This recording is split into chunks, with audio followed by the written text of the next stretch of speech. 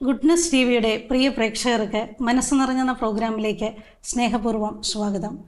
ഇന്ന് ഞങ്ങൾ പരിചയപ്പെടുത്തുന്നത് പന്തളം സ്വദേശി റോസമ്മ ജോർജിനെയാണ്. ചേച്ചിയുടെ ജീവിതത്തിൽ വചനത്തെ ഹൃദയത്തിൽ സ്വീകരിക്കുകയും വചനത്തോടൊപ്പം ജീവിക്കുകയും ചെയ്തപ്പോൾ ജീവിതത്തിൽ ദൈവത്തിൻ്റെ ഇടപെടലുകളും അനുഭവങ്ങളും നമുക്ക് ഈ പ്രോഗ്രാമിലൂടെ പരിചയപ്പെടാം. ഒരിക്കൽ കൂടി എല്ലാവർക്കും ഈ പ്രോഗ്രാമിലേക്ക് സ്വാഗതം.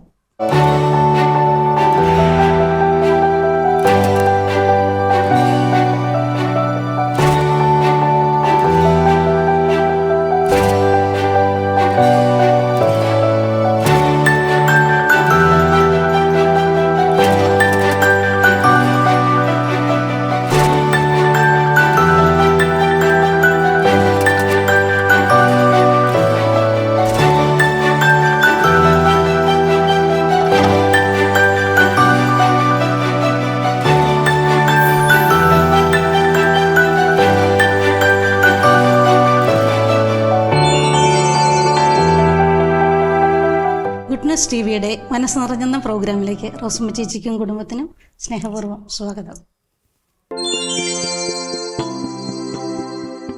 ചേച്ചിയുടെ ബാല്യകാലമെന്ന് ഓർത്ത് പറയാമോ? ഞാൻ പന്തളം കുരമ്പാലയിൽ ഒരു സാധാരണ വീട്ടിൽ ജനിച്ചു. എൻ്റെ അമ്മ ചെറുപ്പത്തിൽ തന്നെ മരിച്ചുപോയി. അപ്പനും വല്യമ്മച്ചിയും കൂടെയാണ് വളർത്തിയത്. പിന്നെ ഞാൻ വളർന്നത് 3 വീട്ടിലായിട്ടാണ്. എൻ്റെ വീട് കൂടാതെ എൻ്റെ അമ്മ വീട്ടിലും എൻ്റെ വല്യപ്പച്ചൻ്റെ അനിയൻ്റെ വീട്ടിലും ഞാൻ താമസിക്കുമായിരുന്നു. എങ്കിലും എൻ്റെ കാര്യങ്ങളെല്ലാം നടത്തിയിരുന്നത് എൻ്റെ അപ്പൻ തന്നെയാണ്. പിന്നെ ഞാൻ എൻ്റെ സഹോദരങ്ങളെന്ന് പറഞ്ഞ 4 പേരാണ് ഞങ്ങൾ. ഒരു ചേച്ചി, ഒരാങ്ങള, ഒരനിയത്തിയുണ്ട്. ചേച്ചി പട്ന മെഡിക്കൽ കോളേജിൽ സ്റ്റാഫ് നേഴ്സായിരുന്നു. ഇപ്പോൾ റിട്ടയർഡായിട്ട് നാട്ടിലുണ്ട്. ആങ്ങള ബിസിനസ്സൊക്കെ ചെയ്ത് നാട്ടിൽ തന്നെയുണ്ട്. അനുജത്തിയും ബിസിനസ് ചെയ്യുന്നു. ഹസ്ബൻഡ് ബിസിനസ് ചെയ്യുന്നു, നാട്ടിൽ തന്നെയാണ്. പിന്നെ ഞാൻ കുരമ്പാല LP സ്കൂളിൽ പഠിച്ചു 4 വരെ. 5ാം ക്ലാസ് മുതൽ 7 വരെ പെരുമ്പുളിക്കൽ SRV UP സ്കൂളിൽ പഠിച്ചു. അതിനുശേഷം higher school Pandalam NSS girls ഹൈസ്കൂളിലായിരുന്നു. അതിനുശേഷം പ്രൈവറ്റായിട്ട് പ്രീ ഡിഗ്രി പഠിച്ചു. അന്ന് പ്രീ ഡിഗ്രി എന്നാണല്ലോ പറയുന്നത്. പഠിച്ചതിന് ശേഷം ടൈപ്പിംഗ് ഷോർട്ട് ഹാൻഡ് പഠിച്ചു. പഠിച്ചുകൊണ്ടിരിക്കുമ്പോൾ തന്നെ എൻ്റെ ഉപ്പാപ്പൻ എന്നെ പട്നയിലോട്ട് വിളിച്ചു. അപ്പോൾ എൻ്റെ ആ ചെറുപ്പം മുതൽ തന്നെ ഞാൻ പള്ളിയിലൊക്കെ പോകാൻ, എനിക്ക് രാവിലെ എല്ലാ ആഴ്ചയിലും ഞാൻ പള്ളിയിൽ പോകാതിരിക്കത്തില്ലായിരുന്നു. എനിക്ക് എൻ്റെ വീടിനടുത്ത് തന്നെയുള്ള എൻ്റെ അമ്മ വീട്ടിലെ കത്തോലിക്ക പള്ളിയിലായിരുന്നു ഞാൻ പോകുന്നത്. അവർ പോകുന്നത് അവരുടെ ഒപ്പം ഞാൻ അവരുടെ കൂടെ പള്ളിയിലായിരുന്നു പോകുന്നത്. ഞങ്ങൾ പൊതുവെ ഓർത്തഡോക്സുകാരായിരുന്നു. എങ്കിലും എൻ്റെ അമ്മ വീട്ടിൽ നിന്നായിരുന്നു ഞാൻ പള്ളിയിൽ പോകുന്നതും. എനിക്ക് പള്ളിയിൽ പോകാൻ ഒരുപാട് ഇഷ്ടമായിരുന്നു. അത് കഴിഞ്ഞ് സ്കൂളിൻ്റെ എല്ലാം കഴിഞ്ഞ് കഴിഞ്ഞപ്പോൾ പട്നയ്ക്ക് പോയി. പട്നയിൽ ചെന്ന് ആദ്യം എന്നെ ഒരു സ്കൂളിൽ പഠിപ്പിക്കാൻ വേണ്ടി വിട്ടു. കുറച്ച് ദൂരെയായിരുന്നു. അവിടെ വിട്ടു. ഞാൻ പഠിപ്പിക്കുമായിരുന്നു. 5 വർഷം അവിടെ പഠിപ്പിച്ചു. ഞാനും പഠിച്ചു. അതിനുശേഷം വന്നു കഴിഞ്ഞൊരു ഓഫീസിൽ ജോലി ചെയ്തു. അവിടുന്ന് വീണ്ടും വേറൊരു ഓഫീസിലോട്ട്, നല്ല ഓഫീസിൽ കിട്ടി. അവിടെ ജോലി ചെയ്തുകൊണ്ടിരിക്കുമ്പോൾ തന്നെ എൻ്റെ കല്യാണം നടന്നു. റോസമ്മ ചേച്ചിയുടെ ജീവിതത്തിൽ ഇന്ന് ബൈബിൾ കേന്ദ്രബിന്ദുവായിരിക്കുന്നു അല്ലേ? ശരിക്കും ജീവിതത്തിൻ്റെ ഏറെ സമയവും വചനത്തോടൊപ്പമാണ്. 3 ഭാഷയിൽ ഈ വചനം എഴുതുവാൻ ചേച്ചി ആഗ്രഹിച്ചു. മലയാളത്തിൽ എഴുതിയ ഒരെണ്ണം പൂർത്തിയാക്കി, ഇംഗ്ലീഷിൽ എഴുതിക്കൊണ്ടിരിക്കുന്നു. അപ്പോൾ എഴുതാനുണ്ടായ ഒരു പ്രചോദനം എന്താണ്? എഴുതാനുണ്ടായ പ്രചോദനം, എനിക്ക് ആദ്യം തൊട്ടേ ഈശോയുടെ വചനങ്ങൾ ഞാനിങ്ങനെ വായിച്ച് എവിടെ പോയാലും ഞാൻ വായിച്ചിട്ടേ പോകത്തുള്ളായിരുന്നു. അങ്ങനെ ആദ്യം തൊട്ടേ എനിക്കതിനോടൊരു താല്പര്യമായിരുന്നു. പിന്നെ എഴുതാൻ കാരണം എൻ്റെ മൂത്ത മകൻ മരിച്ചുപോയി. അപ്പോൾ അവൻ എന്നെ വേർവിട്ടു പോയപ്പോൾ എനിക്ക് ഒരുപാട് സങ്കടമായി. അപ്പോൾ പിന്നെ എനിക്ക് എപ്പോഴും അസുഖങ്ങളും കാര്യങ്ങളും ഒക്കെ ആയിട്ട് വന്നപ്പോൾ എനിക്ക് തോന്നി ഞാനിങ്ങനെ ഫ്രീ ആയിട്ടിരുന്ന് കഴിഞ്ഞാൽ എനിക്ക് എന്നും അസുഖങ്ങളായിരിക്കുമെന്ന് തോന്നിയപ്പോൾ ഞാൻ ബൈബിൾ എഴുതാമെന്ന് എനിക്ക് മനസ്സിൽ തോന്നി. അപ്പോൾ ഞാൻ വചനങ്ങളൊക്കെ എടുത്ത് നോക്കുമായിരുന്നു. അപ്പോൾ വചനപ്പെട്ടി എപ്പോൾ എടുത്താലും എനിക്ക് കിട്ടുന്നത് വചനം പ്രഘോഷിക്കുക എന്നുള്ള ഒരു വചനമായിരുന്നു. അപ്പോൾ ഞാൻ വിചാരിച്ച് എനിക്ക് വചനം എഴുതിയാലും മതിയായിരിക്കുമല്ലോ എന്ന് വിചാരിച്ച് ഞാൻ ഒരു ദിവസം എൻ്റെ ആങ്ങളയുടെ കൂടെ പന്തളത്ത് പോയപ്പോൾ അവിടെ വെച്ച് അവൻ പേപ്പർ വാങ്ങിച്ചപ്പോൾ ഞാൻ ചോദിച്ചു ഇത് എന്തിനാണെന്ന്, ഇത്രയും പേപ്പർ എന്തിനാണെന്ന് ചോദിച്ചപ്പോൾ പറഞ്ഞു ബൈബിൾ എഴുതുന്നുണ്ടെന്ന്, സൗമ്യ ബൈബിൾ എഴുതുന്നുണ്ടെന്ന് പറഞ്ഞു. സൗമ്യ ആരാണ്? സൗമ്യ എൻ്റെ അമ്മയുടെ ആങ്ങളയുടെ മകൻ്റെ ഭാര്യയാണ്, നാത്തൂനാണ്. അത് കേട്ടുകൊണ്ട് ഞാൻ അവിടെ വെച്ച് തീരുമാനിച്ചു ഇന്നുകൊണ്ട് ഞാനും ബൈബിൾ എഴുതും. അപ്പോൾ എനിക്ക് മറ്റുള്ള ചിന്തകൾ വരത്തില്ലല്ലോ, എനിക്ക് ഉറങ്ങാൻ പറ്റത്തില്ല, അങ്ങനെയൊക്കെയുള്ള ഒത്തിരി ബുദ്ധിമുട്ടുകളായിരുന്നു. അപ്പം ഞാൻ അന്ന് തന്നെ വീട്ടിൽ ചെന്ന് പേപ്പർ വാങ്ങിപ്പിച്ചു, പേനയും.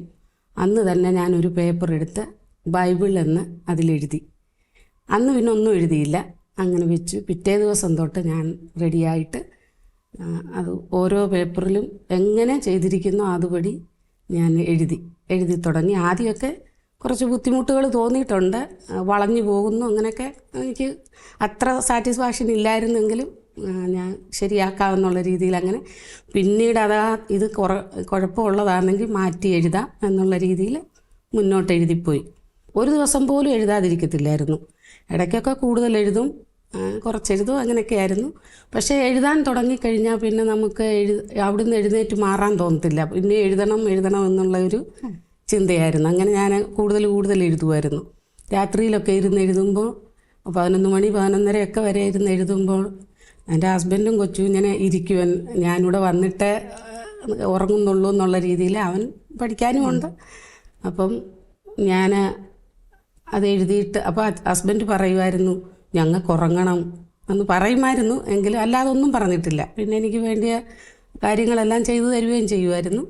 അങ്ങനെ ഞാൻ എഴുതി ഒരു ദിവസം ഇവിടെ പള്ളിയിൽ, ഞങ്ങൾ വേറെ പള്ളിയിലായിരുന്നു പോകുന്നത്, എൻ്റെ അമ്മ വീട്ടുകാർ പോകുന്ന പള്ളിയിൽ ഞങ്ങളുടെ വീടിനടുത്ത് തന്നെ ഉണ്ട്. അവിടെ മലങ്കര കത്തോലിക്ക പള്ളിയിലായിരുന്നു ഞങ്ങൾ പോയിക്കൊണ്ടിരുന്നത് റാഞ്ചിയിൽ നിന്ന് വന്നതിന് ശേഷം.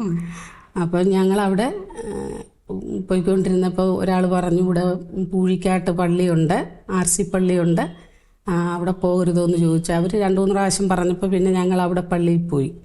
അവിടെ ചെന്നപ്പോൾ ഫ്രാൻസിസ് അച്ഛനായിരുന്നു അവിടുത്തെ അച്ഛൻ. അപ്പം അച്ഛൻ ഒത്തിരി സ്നേഹത്തോടുള്ള ഒരു ഇടപെടലായിരുന്നു ഞങ്ങളോട്. പിന്നെ പിറ്റേ ആഴ്ച മുതൽ ഞങ്ങൾ അവിടെ പള്ളിയിൽ പോയി കഴിഞ്ഞപ്പോൾ ഞാൻ അച്ഛനോട് പറഞ്ഞു ഞാനിതുപോലെ ബൈബിൾ എഴുതുന്നുണ്ടെന്ന്. അപ്പോൾ അച്ഛന് ഭയങ്കര സന്തോഷമായി. അച്ഛൻ എന്നോട് പറഞ്ഞു പെട്ടെന്ന് എഴുതിക്കോ, ഞാൻ പ്രകാശനം ചെയ്തു തരാം, പെട്ടെന്ന് എഴുതിക്കോളാൻ പറഞ്ഞു. അത് കേട്ട് കഴിഞ്ഞപ്പോൾ എനിക്ക് ഒത്തിരി സന്തോഷമായി. അപ്പം ഞാൻ അച്ഛന് ഇവിടെ വന്നിട്ട് പെട്ടെന്ന് എഴുതുമായിരുന്നു. പെട്ടെന്ന് അച്ഛന് ട്രാൻസ്ഫർ ആകുമെന്നുള്ളത് എനിക്കറിയത്തില്ലായിരുന്നു. എങ്കിലും ഞാൻ എഴുതി അച്ഛനങ്ങ് ട്രാൻസ്ഫറായി. എന്നിട്ടും അച്ഛൻ വന്ന് എനിക്ക് പ്രകാശനം ചെയ്തു തന്നു. ഈ വചനം എഴുതിയ പലരെയും ഞാൻ പരിചയപ്പെട്ടിട്ടുണ്ട്. അപ്പോൾ അവർക്കൊക്കെ ഒത്തിരി ഇങ്ങനെ നല്ല ദൈവാനുഭവമൊക്കെ ജീവിതത്തിൽ ഉണ്ടായിട്ടുണ്ട്. ആ സമയങ്ങളിലൊക്കെ ചേച്ചിയും വചനം എഴുതിയ സമയങ്ങളിൽ ദൈവത്തിൻ്റെ ആ ഇടപെടൽ എന്തെങ്കിലും അനുഭവപ്പെട്ടിട്ടുണ്ടോ? അനുഭവപ്പെട്ടിട്ടുണ്ട്. ഒന്ന് പറയാമോ? എനിക്ക് എനിക്ക് പെട്ടെന്നൊരു ബ്ലീഡിങ് ഉണ്ടായി. അപ്പോൾ ഞാൻ ഡോക്ടറെ അടുത്ത് പോയി. അവിടെ ചെന്നപ്പോൾ ഡോക്ടർ സ്കാൻ ചെയ്യാൻ പറഞ്ഞു. സ്കാൻ ചെയ്തപ്പോൾ ഡോക്ടർ പറഞ്ഞു ഒത്തിരി വലിയൊരു മുഴയാണ് വയറ്റിൽ, അത് നാളെ തന്നെ ഓപ്പറേഷൻ ചെയ്യാൻ ഇവിടെ അഡ്മിറ്റ് വരണമെന്ന് പറഞ്ഞു. അപ്പോൾ എനിക്ക് അന്നേരം ഒന്നും തോന്നിയില്ല, ഞാൻ ചെയ്യിക്കത്തില്ല എന്നുള്ളൊരു മനസ്സായിരുന്നു എനിക്ക്. അപ്പോൾ ഞാൻ വിചാരിച്ചില്ല, പ്രാർത്ഥിക്കുമ്പോൾ മാറും എന്നുള്ളൊരു വിചാരം എൻ്റെ മനസ്സിൽ വന്നു. ഞാനത് വീട്ടിൽ വന്നതിന് ശേഷം ഞങ്ങൾക്കൊരു അച്ഛനുണ്ട്, ആ അച്ഛനോട് വിളിച്ചു പറഞ്ഞു അച്ഛാ എനിക്ക് വേണ്ടി പ്രാർത്ഥിക്കണേ, ഇതുപോലെ ഇങ്ങനെയൊക്കെ പറഞ്ഞു. അതുകൊണ്ട് എനിക്ക് അത് ചെയ്യാൻ ഇഷ്ടമില്ല, എനിക്ക് പേടിയാണ്, അതുകൊണ്ട് അത് പ്രാർത്ഥിക്കണമെന്ന് പറഞ്ഞു. ഞാൻ അങ്ങനെ വീട്ടിൽ വന്നതിന് ശേഷം ഒരു വചനം പറഞ്ഞ് അവൻ്റെ വസ്ത്രത്തിലൊന്ന് തൊട്ടാൽ മാത്രം മതി ഞാൻ സൗഖ്യമാകുമെന്ന് വിശ്വസിക്കുന്നുവെന്ന് ഞാൻ ആ വചനം പറഞ്ഞ് പ്രാർത്ഥിക്കുമായിരുന്നു, എപ്പോഴും പ്രാർത്ഥിക്കുമായിരുന്നു. പ്രാർത്ഥിച്ചു 3 മാസത്തോളമായി. അപ്പോൾ ഞാൻ വേറൊരു ഹോസ്പിറ്റലിൽ ബിലീവേഴ്സിൽ കൊണ്ടുപോയി കാണിച്ച് അവിടെ സ്കാൻ ചെയ്തപ്പോൾ അവർ ചോദിച്ചു എന്തിനാണ് സ്കാൻ ചെയ്തതെന്ന് ചോദിച്ചു, ഇപ്പം ചെയ്യിപ്പിക്കുന്നതെന്ന് ചോദിച്ചു. അപ്പോൾ ഞാൻ പറഞ്ഞു എനിക്ക് നേരത്തെ വയറ്റിലൊരു മുഴയുണ്ടെന്ന് പറഞ്ഞു, അത് ഇപ്പം എത്ര ഇതുണ്ട് എന്താണെന്ന് അറിയാൻ വേണ്ടിയാണെന്ന് പറഞ്ഞപ്പോൾ പറഞ്ഞു ഇപ്പം ഇവിടെ ഒരു കുഴപ്പവുമില്ല, മുഴയൊന്നും ഇവിടെ വയറ്റിൽ കാണുന്നില്ല, ഒന്നുമില്ല എന്ന് പറഞ്ഞു. ഒരു കുഴപ്പവുമില്ല, നോർമലാണെന്ന് പറഞ്ഞു. അപ്പോൾ ഞാൻ ഒത്തിരി സന്തോഷിച്ചു. പ്രാർത്ഥിച്ചാൽ മാറാത്ത ഒന്നുമില്ലല്ലോ എന്ന് അപ്പോൾ എനിക്ക് മനസ്സിലായി. അതുപോലെ അങ്ങനെ എനിക്ക് ആ സൗഖ്യം കിട്ടി.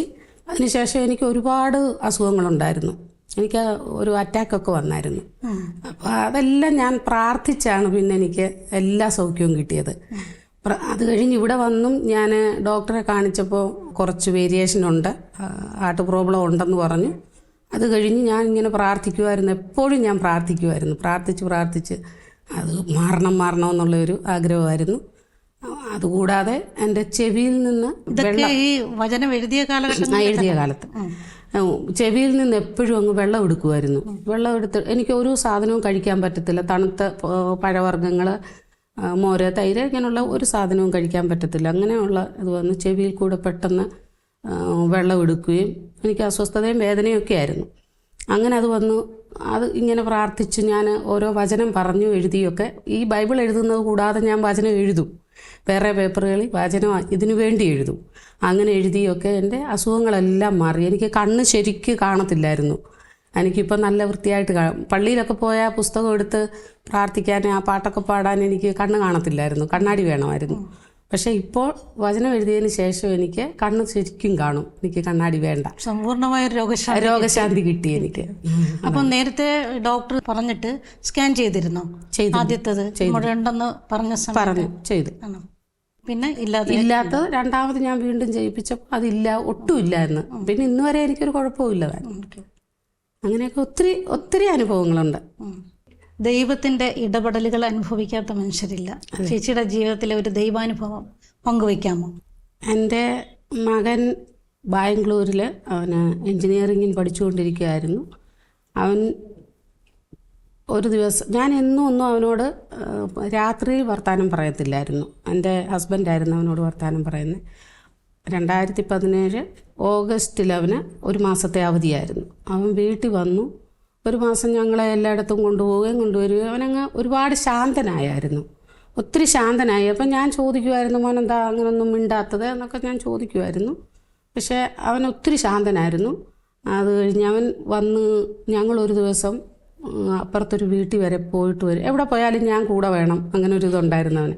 അപ്പം ഞങ്ങൾ രണ്ടും കൂടെ അപ്പുറത്ത് വീട്ടിൽ വരെ പോയിട്ട് തിരിച്ച് കയറി വരുമ്പോൾ ഒരു പ്രാവ് വന്നിട്ട് ഇവന് പുറകിലായിട്ട്, ഞാൻ അതിൻ്റെ പുറകിൽ. അപ്പം ഇവൻ അങ്ങോട്ട് പെട്ടെന്ന് ഞങ്ങളുടെ മുന്നിൽ വന്നു. എന്നിട്ട് ഇവൻ്റെ പുറകെ അവൻ കയറുന്നത് പോലെ ഓരോ സ്റ്റെപ്പ് കയറി അവൻ്റെ കൂടെ പോകുന്നു.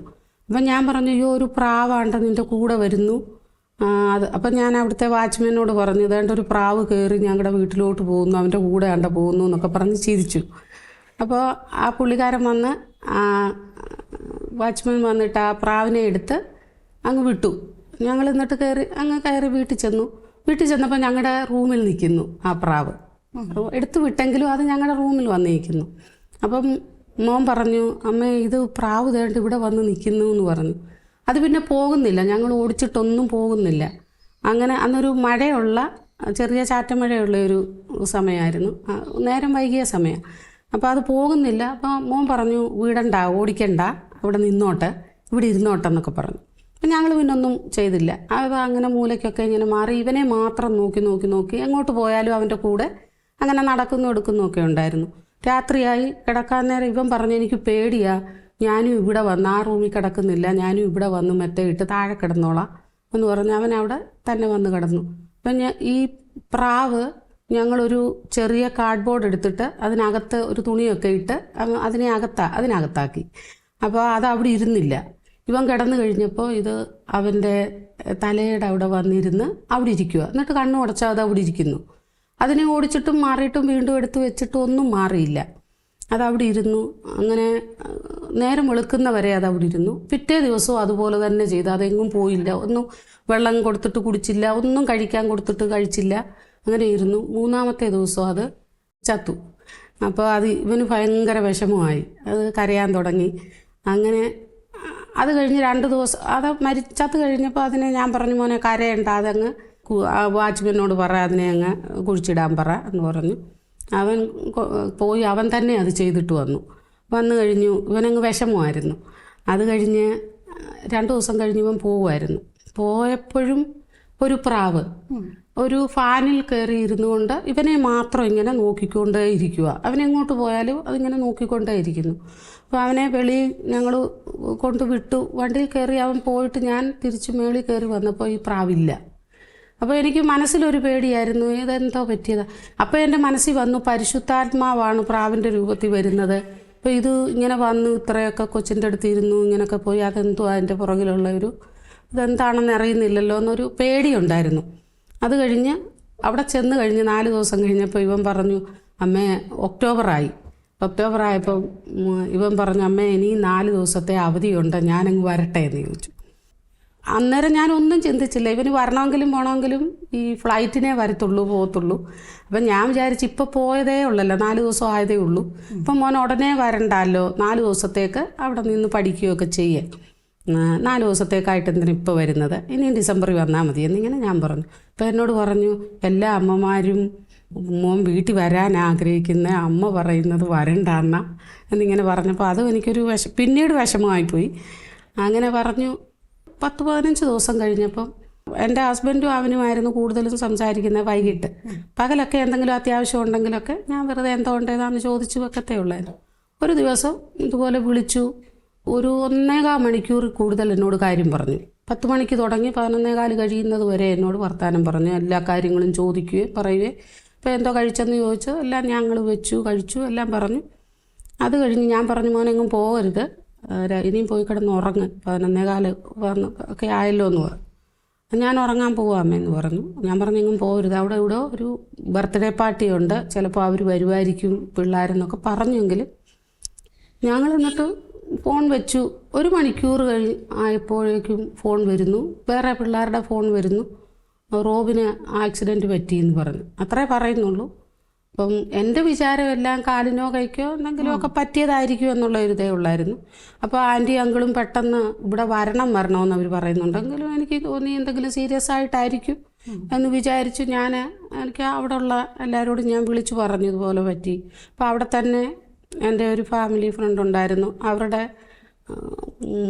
കസിൻസൊക്കെ അവിടെ ഉണ്ടായിരുന്നു. അവരോട് പറഞ്ഞു, അവർ ചെന്നെല്ലാം തിരക്കി. അവർ തമ്മിലെല്ലാം വർത്താനം പറഞ്ഞെങ്കിലും എന്നോടൊന്നും പറഞ്ഞില്ല.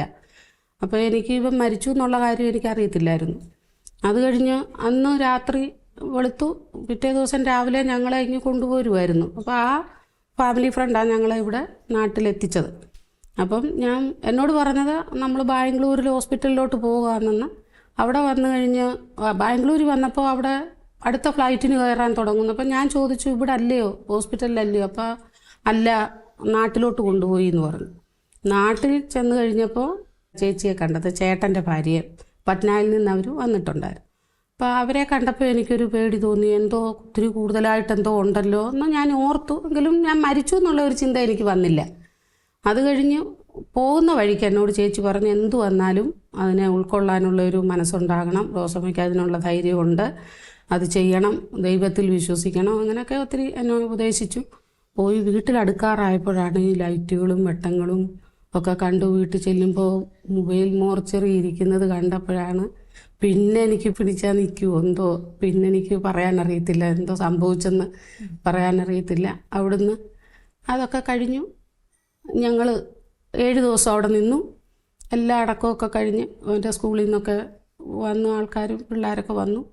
ഞങ്ങൾ 7 ദിവസം കഴിഞ്ഞ് എല്ലാം നടത്തിയിട്ട് പള്ളിയിൽ ചെയ്യേണ്ട കാര്യങ്ങളെല്ലാം ചെയ്തിട്ട് ഞങ്ങൾ 8-ാം ദിവസം വീണ്ടും ബ്രാഞ്ചിക്ക് തിരിച്ചു പോയി. അവിടെ ചെന്ന് കഴിഞ്ഞപ്പോൾ ഞങ്ങൾക്ക് അവിടെ ആരുമില്ല.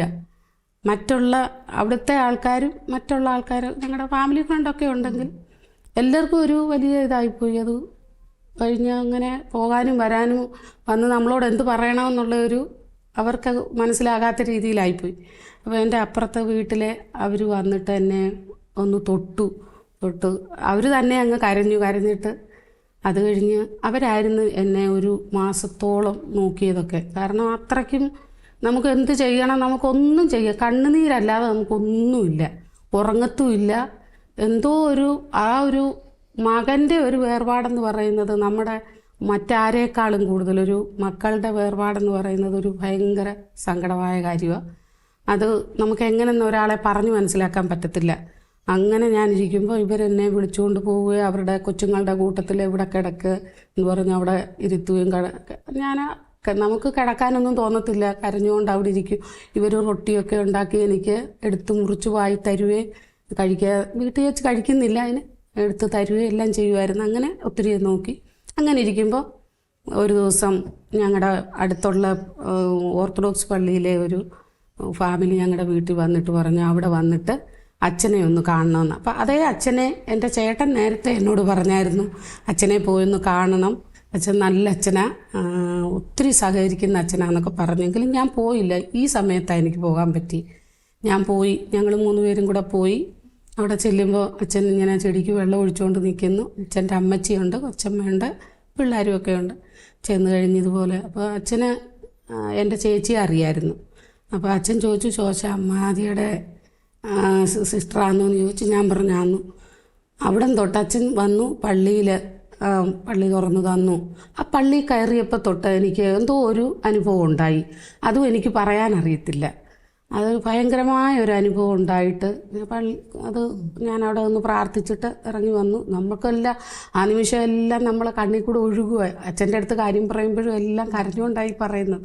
അത് നമുക്ക് അങ്ങോട്ട് പറയാനറിയത്തില്ല, എങ്ങനെ അത് പിടിച്ചു നിർത്തണമെന്നൊന്നും നിൽക്കത്തില്ല. അങ്ങനെ ഒരു ഇതായിരുന്നു. പിന്നെ അമ്മച്ചി ഞങ്ങളോട് ഒത്തിരി ഇടപെട്ടു.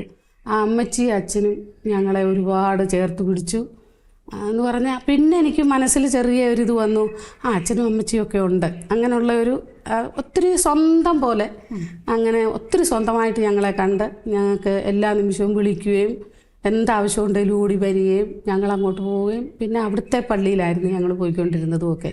കത്തോലിക്ക പള്ളി വിട്ടിട്ട് ഞങ്ങൾ ഓർത്തഡോക്സ് പള്ളിയിൽ അച്ഛൻ്റെ കുർബാനയ്ക്കായിട്ട് അവിടെ പോകാൻ തുടങ്ങി. അത് കഴിഞ്ഞ് ഞാൻ ഈ ഉറങ്ങാതെ കിടക്കുന്ന സമയത്ത് എനിക്ക് ഒരു ദിവസം ഞാൻ മരിക്കും എന്നുള്ള ഒരു ചിന്ത എൻ്റെ മനസ്സിൽ അങ്ങ് വന്നു. ഞാൻ മരിക്കും, എനിക്ക് മരിച്ചാൽ മതി എന്നുള്ളൊരു, അതെന്ന് പറഞ്ഞാൽ എനിക്ക് അസുഖങ്ങളും സുഖമില്ലാഴിക കഴിക്കാതെയൊക്കെ വരുന്നത് കൊണ്ട് ബ്ലഡൊക്കെ അങ്ങ് കുറഞ്ഞു. അപ്പോൾ ഒരു ദിവസം എനിക്ക് ഒത്തിരി സുഖമില്ലാതെ കിടന്ന ദിവസം ഞാനിങ്ങനെ മരിക്കുന്നെങ്കിൽ മരിക്കട്ടെ എന്നുള്ള ഒരു രീതിയിൽ ഇങ്ങനെ അന്ന് രാത്രിയിൽ ഉറങ്ങത്തില്ല.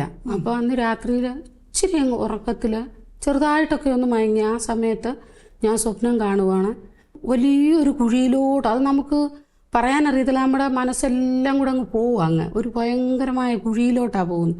അങ്ങോട്ട് പോകുമ്പോൾ ഞാനങ്ങ് ഓർക്കും, ഞാൻ മരിക്കുന്നത് ഇങ്ങനെയാണെന്നോ. അപ്പം നമ്മുടെ ശരീരത്തിന് വേറൊരു ഇതാണ്. അപ്പം ഞാൻ പറഞ്ഞു, ഇതാണെന്നോ മരിക്കുന്നത്, മരിക്കട്ടെ എന്നിങ്ങനെ പറഞ്ഞുകൊണ്ട് എന്നാൽ ഞാൻ കണ്ണൊന്ന് തുറന്നു നോക്കട്ടെ. അത് സ്വപ്നത്തിൽ അങ്ങനെ ഉണ്ടായി. നോക്കട്ടെ എന്ന് പറഞ്ഞിട്ട് ഞാൻ കണ്ണ് തുറക്കുമ്പോൾ ഭയങ്കരമായിട്ട് എനിക്ക് കണ്ണ് തുറന്ന് ഇങ്ങനെ നോക്കാൻ പറ്റത്തില്ല. അതുമാതിരിയുള്ള വെളുത്ത വെള്ളയാണ്, മൊത്തം ഫുൾ വെള്ള. ആ വെള്ളക്കകത്ത് എൻ്റെ മകനിങ്ങനെ കോഫിനകത്ത് കിടക്കുന്നു, മാതാവ് തൊട്ടപ്പുറത്ത് നിൽക്കുന്നു. അപ്പോൾ ഞാൻ മോനെ കണ്ടപ്പം, മോനെന്ന് വിളിച്ചപ്പം അവനൊന്ന് ചിരിച്ചിട്ട് ഞാൻ പറഞ്ഞു, ഞാൻ മരിക്കട്ടെ എന്ന് പറഞ്ഞപ്പോൾ അവൻ പറഞ്ഞു, അമ്മേ കുട്ടു എന്ന് 3 പ്രാവശ്യം അവൻ പറഞ്ഞു, അനിയനെ. അപ്പം അത് കഴിഞ്ഞപ്പം മാതാവ് എന്നെ ഇങ്ങനെ അനുഗ്രഹിച്ചു, കൈയെടുത്ത് അനുഗ്രഹിച്ചു. അത് ഞാൻ കണ്ടു, ശരിക്കും ഞാൻ അനുഭവിച്ചു. അപ്പോൾ എനിക്ക് പിന്നെ പെട്ടെന്നങ്ങ് ഞാനായിട്ടങ്ങ് മാറിയോ, ആ സ്വപ്നമല്ല, പിന്നെ അതങ്ങ് ശരിക്കും അങ്ങ് മാറി. അപ്പോൾ എനിക്ക് ഭയങ്കര ഒരു അനുഭവമായി. അതുപോലെ വേറൊരു ദിവസം ഞാനിങ്ങനെ കരഞ്ഞ് കിടക്കുമ്പോൾ എൻ്റെ കണ്ണിലേക്ക് 2 പ്രകാശം ഇങ്ങനെ. പിന്നെ എനിക്ക് കരയുന്നില്ല ഞാൻ. അങ്ങനെ കരയാതെ വന്നു. അങ്ങനെയൊക്കെ സ്വല്പം കഴിഞ്ഞ് അതങ്ങ് വിട്ടു മാറിക്കഴിഞ്ഞ് ഞാൻ ഉണരുമ്പോൾ ഇത്രയും ഇത് മാതാവായിരിക്കും, അല്ലെങ്കിൽ ഈശോയുടെ ഒരു അനുഭവമായിരിക്കും എന്നുള്ള ഞാൻ ചിന്തിച്ചുകൊണ്ട് എഴുന്നേറ്റു. അത് കഴിഞ്ഞ് എനിക്ക് ചെറുക മനസ്സിലൊരിത് വന്നു, ബൈബിളാണ് എല്ലാറ്റിലും വലുത് വചനമാണെന്നുള്ളത് എനിക്ക് ശരിക്കും മനസ്സിലായി. ഞാൻ എപ്പോഴും വചനം എടുത്ത് പ്രാർത്ഥിക്കാനും എഴുതാനും പിന്നെ കൂടുതലങ്ങ് പ്രാർത്ഥനയിലോട്ടങ്ങ് മാറി. ഒത്തിരി പ്രാർത്ഥിച്ച് അപ്പം ശരിക്കും പറയണമെങ്കിൽ നമ്മൾ വിഷമിച്ചിരുന്നിട്ട് കാര്യമില്ല. നമുക്കൊരു അനുഭവം അങ്ങനെ വന്നാൽ നമ്മൾ ഏറ്റവും കൂടുതൽ ഒന്നാം സ്ഥാനം ദൈവത്തിനെന്ന് പറയുന്നത് പോലെ ദൈവത്തെ തന്നെ സ്നേഹിക്കുകയാണെങ്കിൽ നമുക്ക് വിഷമം ഉണ്ടാകത്തില്ല. നമുക്ക് ആ വിഷമം നമുക്ക് തരണം ചെയ്യാനുള്ള ഒരു ആത്മധൈര്യം നമുക്ക് കിട്ടും. അങ്ങനെയാണ് ഞാൻ ബൈബിൾ എഴുതാൻ തുടങ്ങിയതോടുകൂടി പിന്നെ എനിക്ക് മറ്റ് ചിന്തകൾ വരുന്നില്ല. ഈ ബൈബിൾ മാത്രം അങ്ങ് എഴുതുക എന്നുള്ള ഒരു ഇത് വന്നത്. അത് എനിക്ക് ഒരു വിഷമത്തിന് പുറകിലൊരു വിഷമമായിരുന്നു ബൈബിൾ എഴുതാനെങ്കിലും അതിനെ എനിക്ക് ഒരു പ്രത്യാശയിലേക്ക് തന്നെ കൊണ്ടുവന്നു ബൈബിൾ എഴുതിയതിലൂടെ.